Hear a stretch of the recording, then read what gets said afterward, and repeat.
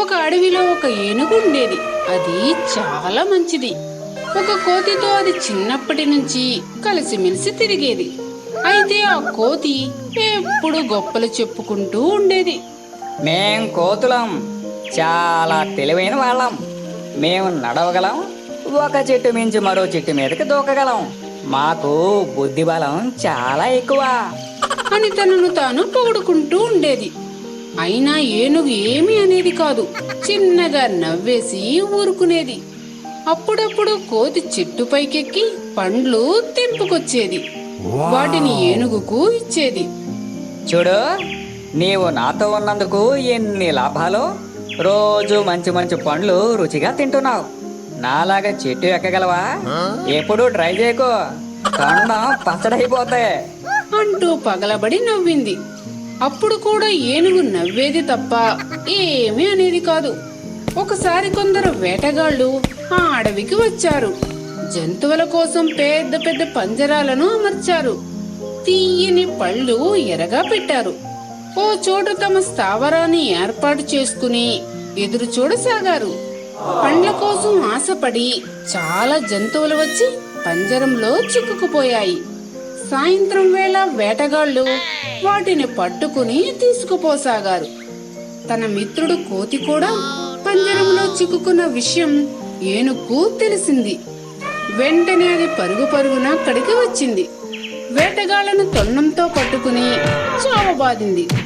దొరికిన వాడిని దొరికినట్టు గిరగిరా తిప్పి దూరంగా విసిరిపారేసింది. దాంతో అందరూ భయంతో అక్కడి నుండి పారిపోయారు. ఏనుగు తన మిత్రుడైన కోతితో పాటు మిగిలిన జంతువులన్నింటినీ విడిపించింది. కోతి అది చూసి, ఎంత బలం ఉంది నీకు, నాకెప్పుడు చెప్పలేదే మిత్రమా అంటూ ఆశ్చర్యపోయింది. అప్పుడా ఏనుగు నవ్వి, మనకు ఉన్నదాని గురించి అనవసరంగా ఎవరికి చెప్పుకోకూడదు, చూపించను కూడదు. అవసరమైనప్పుడు మాత్రమే దానిని చూపించాలి అంటూ కోతినెత్తి తన మీద కూర్చోబెట్టుకుంది. ఓయ్ అల్లరికోతి, ఎప్పటికైనా అర్థమైందా? ఊరకే నీ గురించి నువ్వు గొప్పలు చెప్పుకోవడం కాదు, టైం వచ్చినప్పుడు నీవు నీ ఫ్రెండ్లా ఫైట్ చేయాలి అని జంతువులన్నీ నవ్వసాగాయి. ఒక అడవిలో మేకపిల్ల ఒకటి ఉండేది. అది సరదాగా ఎగురుతూ గెంతుతూ అడవంతా తిరిగేది. ఒక రోజు ఆ బుజ్జి మేక అలా తిరుగుతా ఉంటే ఒక్కసారిగా ఆకాశంలో మేఘాలు ముసురుకోసాగాయి. అయ్య బాబోయ్, కాసేపట్లో వాన వచ్చేసేలా ఉంది.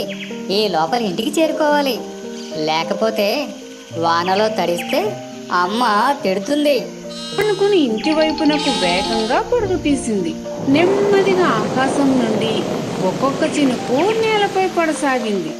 దాంతో ఆ మేకపిల్ల మరింత కంగారుగా పరిగెత్తసాగింది. ఆ మేకపిల్లను చూసిన ఒక కుందేలు, ఓ బుజ్జి మేకపిల్ల, చిన్న చిన్న చినుకులు మొదలయ్యాయి. పెద్ద వాన వచ్చేసేలా ఉంది. వెంటనే నా గుబురి పొదలోకి రా. హాయిగా కాసేపు కమ్మని కబుర్లు చెప్పుకుందాం. వాన తగ్గిపోయాక వెళ్ళిపోదు గాని అని పిలిచింది. ఆ మాటలకు ఆ మేకపిల్ల, నేను నీకంటే చాలా పెద్దదాన్ని. నీ చిన్న పొద నాకేం సరిపోతుంది? కావాలంటే ఉడతల్ని ఎలకల్ని పిలుచుకో. నేను మా ఇంటికి పోయి హాయిగా పడుకుంటా. టాటా అని ముందుకు పరిగెత్తింది. మేకపిల్ల అలా పరిగెడతా ఉంటే దారిలో ఒక చెట్టు మీద ఉన్న కోతి చూసింది. ఓ చిన్నారి మేకపిల్ల, కాసేపట్లో పెద్ద వాన వచ్చేలా ఉంది. దా వచ్చి ఈ చెట్టు కింద తలదాచుకో. నీకు తీయని పండ్లు తెంచి పెడతా. అవి తింటూ తీయని కబుర్లు చెప్పుకుందాం. వాన తగ్గిపోయాక వెళ్ళిపోదు అని పిలిచింది. అప్పుడు ఆ మేకపిల్ల, ఓ కోతి మామ, ఈ చెట్టుకు సరిగ్గా కొమ్మలే లేవు. దీని కింద నిలబడితే తడిసిపోతాను. నువ్వే హాయిగా పండ్లు తిను. నేను మా ఇంటికి పోతా. బాయ్ బాయ్ అంటూ ముందుకు పరిగెత్తింది. మేకపిల్ల అలా పరిగెడతా ఉంటే వాన ఇంకొంచెం పెరిగింది. ఇక లాభం లేదనుకుని ఎక్కడైనా ఆగుదామని చుట్టూ చూసింది. దానికి దగ్గరలో ఒక గుహ కనపడింది. ఆహా, ఇదేదో చాలా బాగుంది. దగ్గరలోనే తలదాచుకోవడానికి చోటు దొరికింది. అదృష్టం అంటే నాదే. అందులోకి వెళితే ఒక్క వాన చినుకు కూడా నా మీద పడదు అనుకుంటూ ఆనందంగా గుహలోకి వెళ్ళబోయింది. గుహ పక్కనే ఎగురుతూ వెళ్తున్న ఒక కాకి దీనిని చూసింది. ఓ చిన్నారి పొన్నారు మేకపిల్ల, కొంచెం ఆగు. ముందు నేను చెప్పేది విను. ఆ గుహలోకి వెళ్ళావంటే మళ్ళీ తిరిగి వచ్చేది ఉండదు.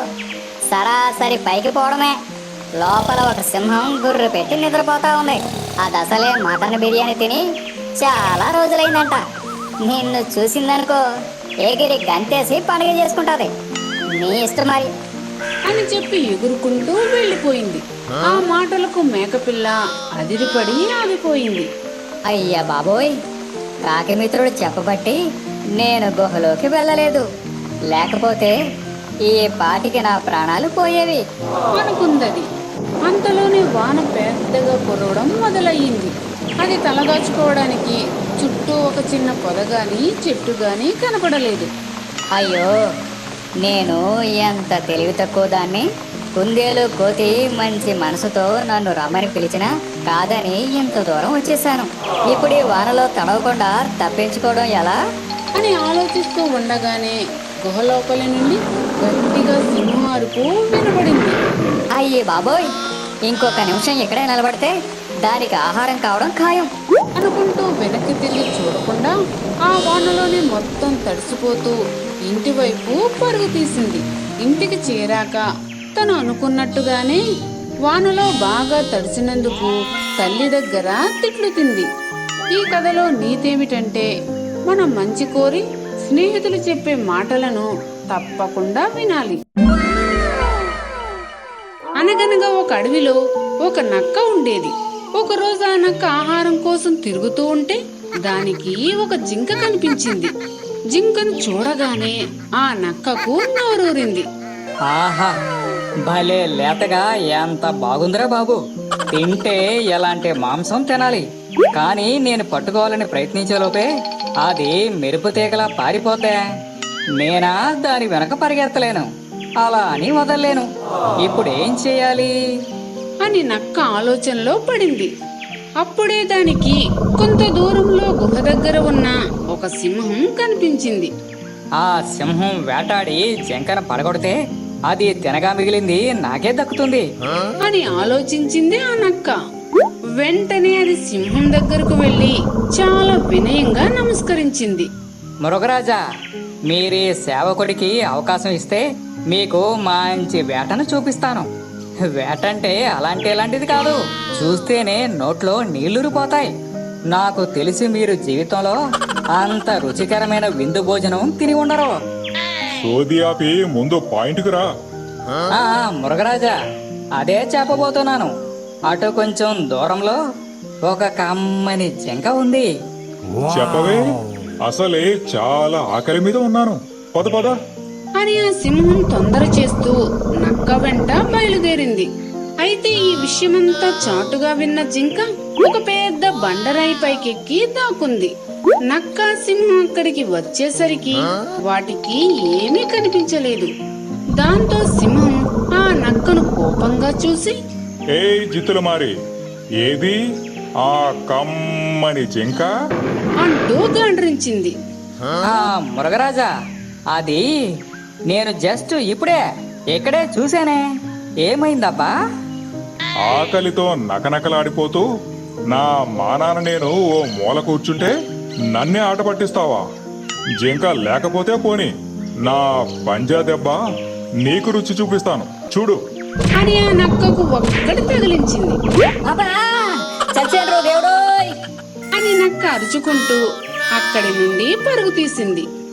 అందుకే మన పెద్దలు చెబుతూ ఉంటారు, దుష్టులు ఎప్పుడైనా వాళ్ళ పాపాన్ని వాళ్లే పోతారని. ఫ్రెండ్స్, ఈ వీడియో మీకు నచ్చినట్లయితే లైక్ చేయండి, మీ ఫ్రెండ్స్ కు షేర్ చేయండి, తప్పనిసరిగా కామెంట్ చేయండి. అలాగే మా ఛానల్ సబ్స్క్రైబ్ చేసుకుని మాకు సపోర్ట్ చేయండి.